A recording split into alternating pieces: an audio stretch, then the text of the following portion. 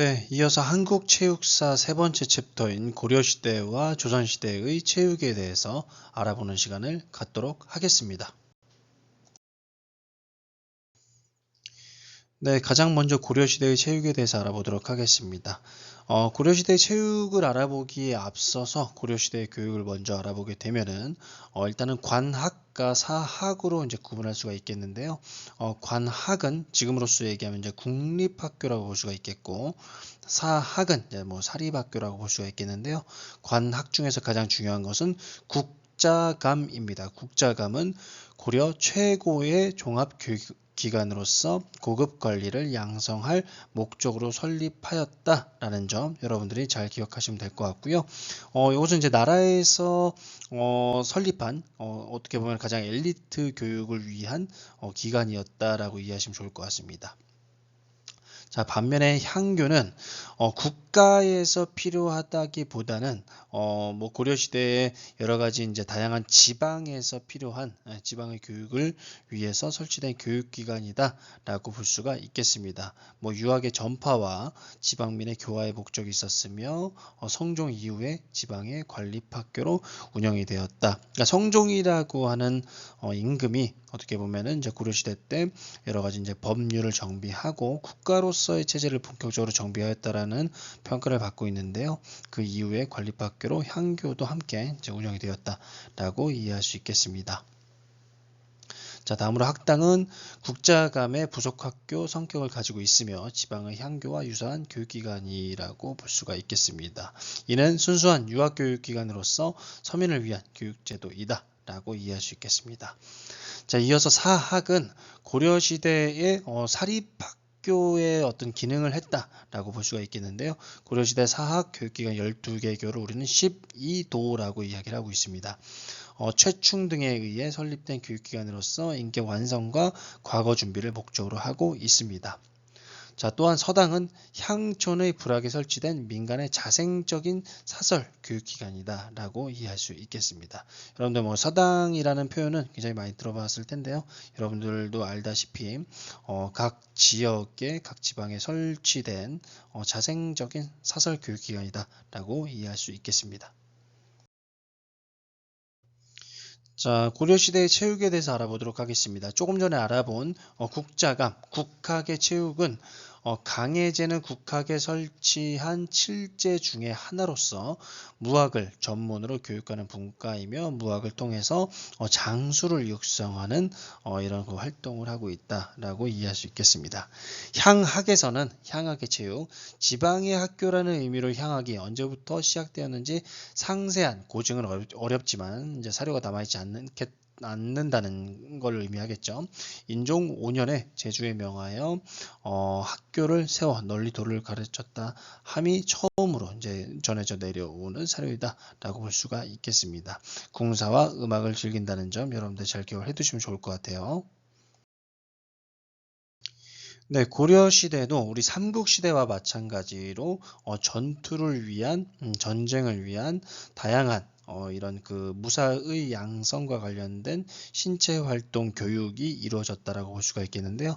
대표적인 것 몇 가지를 보도록 하겠습니다. 첫 번째 수박입니다. 수박은 지금으로 얘기하면은 태권도 정도와 굉장히 유사하다라고 볼 수가 있겠습니다.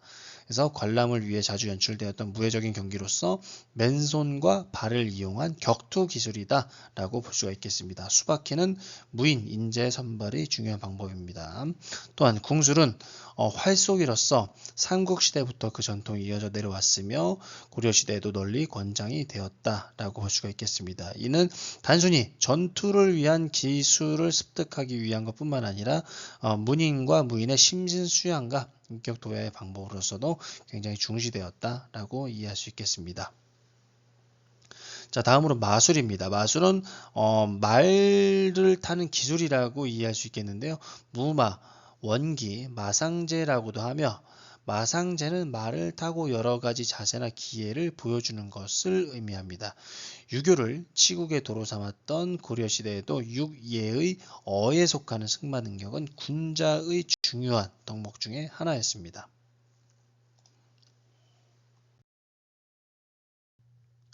자, 고려시대의 민속놀이와 오락에 대해서 알아보도록 하겠습니다. 자, 고려시대의 민속놀이와 오락은 귀족사회와 서민사회 이렇게 두 가지로 구분을 해서 살펴볼 수가 있겠는데요.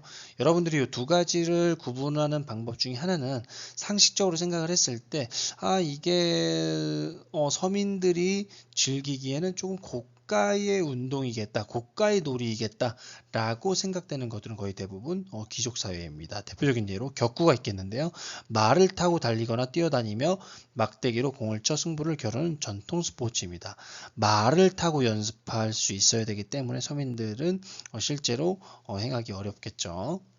그래서 격구의 기원은 페르시아의 폴로에서 기원을 두고 있으며 격구가 한반도에 전해져 두 가지 성격, 군사훈련과 귀족들의 오락과 여가 활동을 띠고 발달이 되었습니다. 자, 이러한 격구도 다양한 패단이 나타나고 있는데요. 고려시대의 격구는 무해적 요소와 유의적 요소를 동시에 지니고 발달하였으나 말이나 장비를 구할 수 있는 여건이라든지 사치성 등으로 인해서 특수 계층만 참여하였고 그 패단도 심하였다. 그래서 일부 귀족 계층들만 참여를 하였고 서민 계층들은 참여하지 못하였다라고 이해할 수 있겠습니다. 자, 이어서 방응에 대해서 알아보도록 하겠습니다. 방응은 매를 놓다라는 말로써 사냥꾼이 꿩을 발견하고 손목 위에 앉혀놓은 매를 놓아 사냥감을 잡는 것을 의미합니다. 고려시대의 방응은 사냥과 연계되어 궁술과 같은 무예 훈련이라든지 체력과 용맹성을 기르기 위한 수단이기도 하였으나 주로 왕이나 귀족들의 유희이자 스포츠였습니다.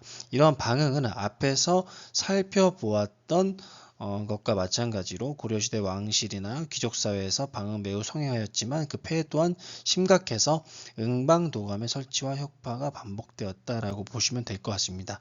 여기서 얘기하는 응방도감은 이 방응을 이렇게 관장하는 기관이었다라고 보시면 될 것 같습니다. 자, 다음은 투호입니다. 투호는 화살 같은 막대기를 일정한 거리에 있는 항아리 안에 던져 넣는 게임입니다. 삼국통일 이전에 이미 한반도에 소개된 것이며 고려 왕조를 통해서도 계승이 되었고 왕실과 귀족사회에서 성행했던 놀이이다 라고 이해하시면 좋을 것 같습니다.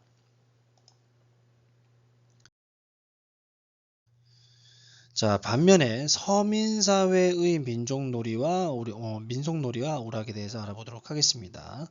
가장 먼저 축구는 두 편으로 나누어서 가죽으로 된 공을 발로 차서 일정한 높이의 구문을 통과한 점수로 승부를 겨루는 놀이이다라고 볼 수가 있겠고요. 삼국시대에 어떤 그런 전통 놀이가 이어져 온 점 여러분들 잘 이해할 수 있겠죠. 축구는 공을 발로 차서 일정한 크기의 구문을 통과시킨다는 점에서 현존 축구와 굉장히 유사성을 가지고 있다라는 평가를 받고 있습니다. 다음으로 씨름입니다. 씨름은 현재 씨름의 유형으로 믿어지는 것들은 각적, 강력, 상박, 각지, 각희 등으로 불렸고요. 충해왕 때 전국적으로 성행했고 공민왕 때 씨름꾼에게 벼슬을 주기도 하였습니다. 이런 씨름이 이제 그 삼국시대 때 우리 각저라고 이야기했고 각저총도 이제 이야기를 했었는데 이것이 지금까지 쭉 이어져 내려오고 있다라고 이해하시면 좋을 것 같습니다.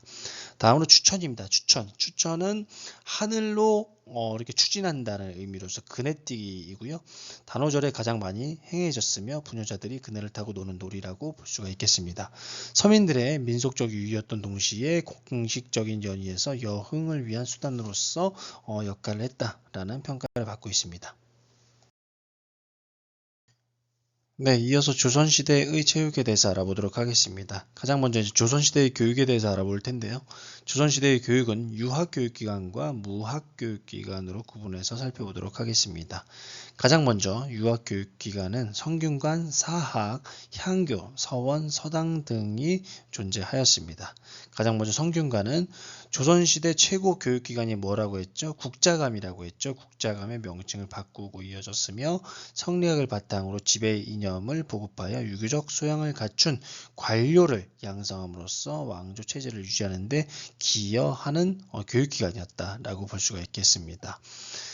이어서 사학은 사부학당이라고도 불리기도 합니다. 고려시대 때 개경에 설치되었던 오부학당을 조선이 계승하여 세웠으며 성균관의 부속학교 성격으로서 중도학교 수준의 교육기관이다 라고 이해할 수 있겠습니다. 자, 향교는 조선시대에 들어와서 크게 발전이 되었고요. 전국적으로 설치된 중등 수준의 교육기관이다. 그래서 양반이나 향리 자제들이 입학을 하는 교육기관으로 이해하면 좋을 것 같습니다. 자, 이어서 서원은 성리학의 연구와 교육을 목적으로 하는 그런 교육기관으로 볼 수가 있겠고, 각 지방에 16세기 후반부터 세워지기 시작하였고요. 선연을 제사하고 학통을 따라서 학문을 연마했으며 현실적으로는 과거를 준비하는 교육기관 역할을 하였다라고 이해할 수 있겠습니다. 자, 마지막으로 서당은 고려시대 때부터 이어진 교육기관이었다. 그래서 조선시대 들어오면서 더욱더 활성화되었고요. 천자문과 사서오경의 강독과 문장 공부인 제술, 그리고 실용적인 글쓰기 연습인 습자 등을 배우는 그런 교육기관이었다라고 이해할 수 있겠습니다. 자, 이어서 무학교육기관은 두 개로 살펴볼 수가 있겠는데요. 훈련원과 사정입니다. 훈련원은 조선시대 군사의 시제와 무예의 훈련 및 병서의 습독을 관장하기 위해서 설치되었던 관서로서 훈련원의 임무는 크게 시치와 연무 두 가지였다. 그래서 조선시대 때 다른 나라와의 전쟁을 대비하기 위해서 국력을 향상시키는 그런 역할을 하였다라고 이해하시면 좋을 것 같고요. 다음으로 사정은 말 그대로 활사자를 그러니까 활사자를 쓰고 이제 정자를 써가지고 활을 쏘는 정자라는 의미를 갖고 있습니다. 활터에 세운 정자로서 무사들이 평상시에 무과를 준비하고 훈련하는 교육기관이다라고 이해하시면 좋을 것 같습니다.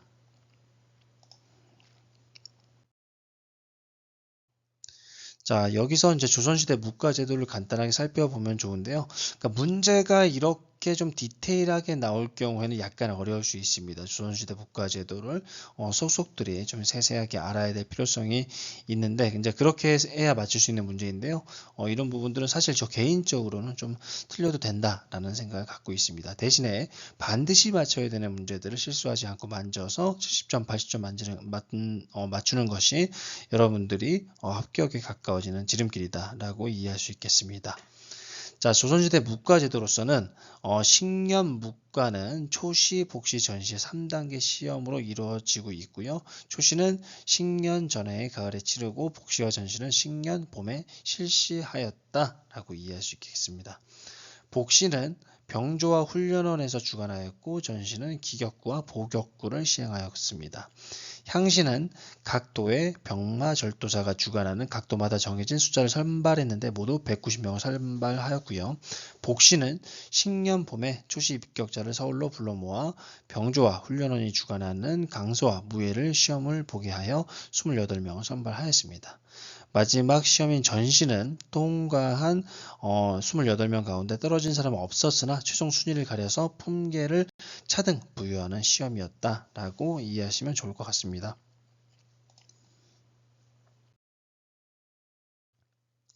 자, 이어서 조선시대의 체육에 대해서 알아보도록 하겠습니다. 자, 고려시대와 비교해서 살펴보아도 큰 특징이라든지 아니면 뭐 변화된 점 이런 부분들은 사실 나타나는 것은 별로 없습니다. 하지만 이때도 마찬가지로 다양한 형태의 신체 활동, 체육을 실시하였다는 점 잘 기억을 해두시면 좋을 것 같아요. 가장 먼저 활쏘기입니다.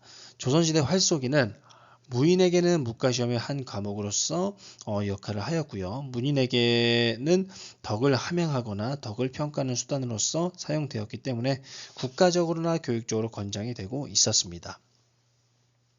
다음으로 격방입니다. 격방은 오늘날 골프와 비슷한 놀이로서 막대기로 공을 쳐서 여러 개의 구멍 속에 넣으면 점수를 얻어 승부를 내는 놀이였습니다.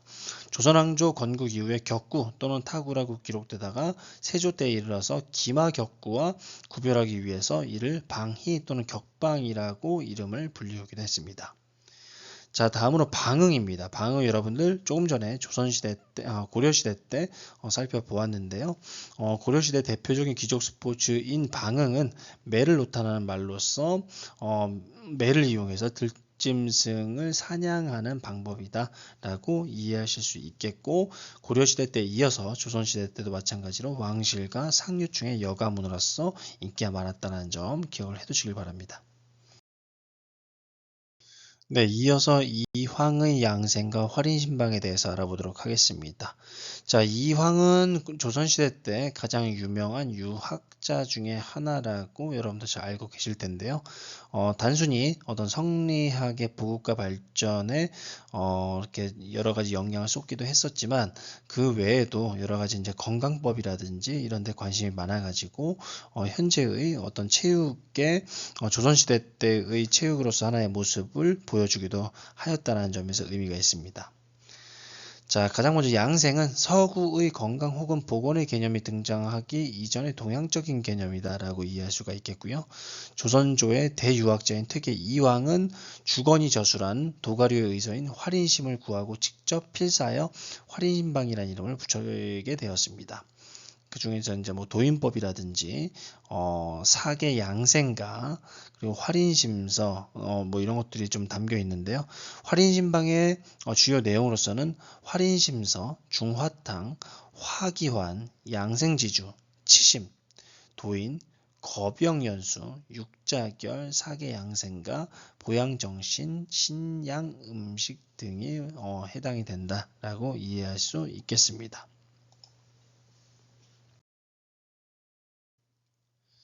자, 이어서 조선시대의 무예에 대해서 알아보도록 하겠습니다. 가장 먼저 궁술입니다. 조선에서 사용하던 화살의 종류로서는 목전, 칠전, 예전, 편전, 동계살, 장군전, 세전, 유엽전의 8가지를 들 수가 있겠습니다. 자, 조선시대 때 우리나라가 굉장히 이 활쏘기가 발달했다는 점 여러분들이 잘 알고 계실 텐데요.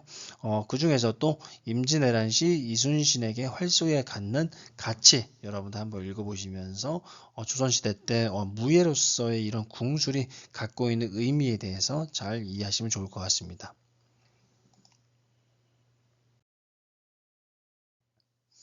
이어서 무예서로서는 무예 도보통지라고 하는 무예서가 존재하였습니다. 정조의 명에 따라서 이덕무와 박제가, 백동수 등이 편찬하였고요.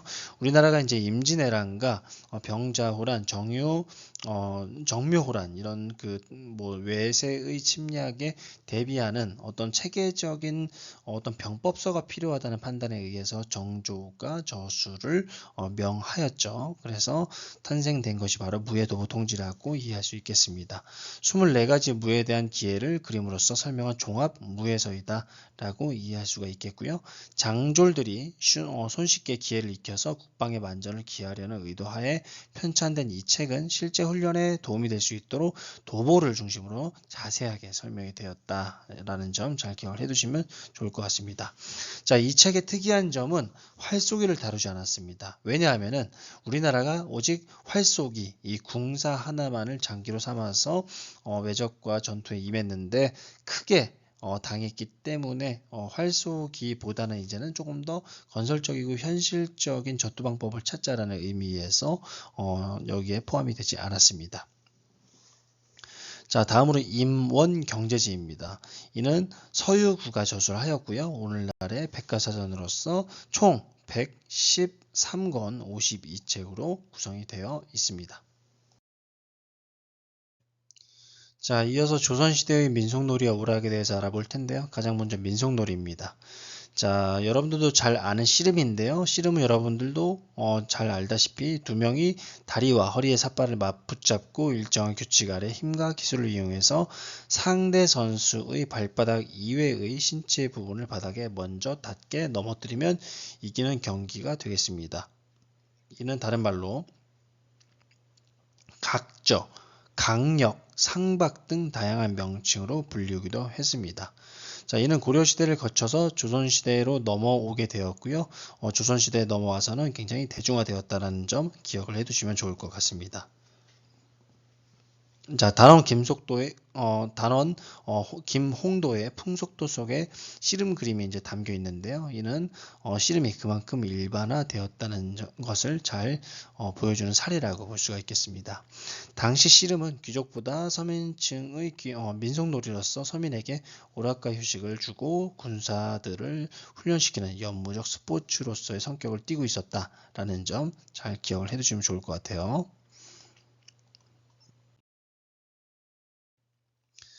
다음으로 석전입니다. 석전은 말 그대로 돌싸움인데요. 주로 정월 대보름 무렵과 4월 초파일부터 단오절까지 행해졌고요. 젊은 남성들이 양편을 나누어서 서로 마주보고 돌을 던지는 놀이이다라고 볼 수가 있겠습니다.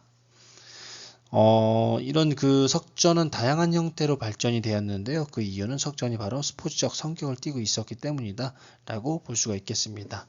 자, 지금 오른쪽에 보조단에 보시면은 석전의 형태가 국속으로서의 석전, 무로서의 석전, 관람 스포츠로서의 석전, 스포츠 경기로서의 석전 이렇게 구분이 되어 있는데요. 이는 바로 지금 스포츠의 다양한 이제 요소들과 굉장히 유사하다는 점을 들어서 석전이 갖고 있는 형태가 역사적으로 재조명받고 있다는 점 기억을 해두시면 좋을 것 같습니다. 다음으로 연날리기입니다. 연날리기는 여러분들 잘 아시죠? 섣달 금은 무렵부터 정월 보름에 이르기까지 소년에서 노인에 이르기까지 모든 연령층의 남성들이 함께 어우러져 즐길 수 있는 놀이이고요. 다음으로 줄다리기입니다. 줄다리기도 여러분들 뭐 잘 알고 계시다시피 여러 사람들이 두 팀으로 나누어 가지고 서로 자신의 진영으로 상대를 끌고 오는 그런 경기가 되겠습니다. 이는 대개 정월 보름에 행해졌으나 지방에 따라서 음력 5월 5일 단오절이나 7월 보름 백중절에도 행해지게 되겠습니다. 줄다리가 갖고 있는 다양한 이제 그 의미 중에 하나는 동네 사람들이 편을 나누어서 장단에 맞추어 모두가 한 마음이 되어 호흡을 맞춰서 줄을 잡아 당기게 되는데 이때 승부보다는 불황민들의 친목과 그 해 농사의 흉풍을 점치는 놀이로서의 기능을 했다라는 점 기억을 해두시면 좋을 것 같습니다. 자, 마지막으로 종정도입니다. 종정도는 조선시대 양반계층이 공부해야 할 것 가운데 중요한 것으로 보학, 전고, 관방 등이 존재하고 있습니다. 그중 관방은 무슨 관청에 어떤 관리가 배치되고 어떤 관리가 어떤 일을 맡는가 등의 관직 제도를 연구하는 것으로서 꽤나 복잡한 형태를 보이고 있고요. 양반집에서 이런 내용을 숙련시키기 위해서 놀았던 것이 바로 종정도 놀이다라고 볼 수가 있겠습니다. 네, 지금 오른쪽 보조단의 난중일기에 나타난 종정도의 가치가 나와 있는데요. 첫 번째로 여가 선영을 위한 수단으로서 활쏘기를 할 수 없었던 날에는 종정도 놀이를 통해서 부하들 간의 친목을 도모하였고요. 두 번째로 활쏘기와 같은 아곤적 경기가 아니라 알레아적 경기로서 승패에 대한 심적 부담을 갖지 않아도 되는 것으로 지루한 시간을 보낼 수 있었던 놀이였습니다. 마지막으로 종정도 놀이는 관직의 체계적인 개념과 위계 질서, 확립과 권관, 현감 등의 말단 장수들에게 출세할 수 있다는 동기를 부여한 교육적 놀이로서 자리매김하였다라는 점 잘 기억을 해두시면 좋은데 이런 종정도의 가치가 난중일기에서는 이와 같이 세 가지 형태로 나타난다는 점 기억을 해두시면 좋을 것 같습니다. 자, 지금까지 고려시대와 조선시대의 체육에 대해서 살펴보았습니다.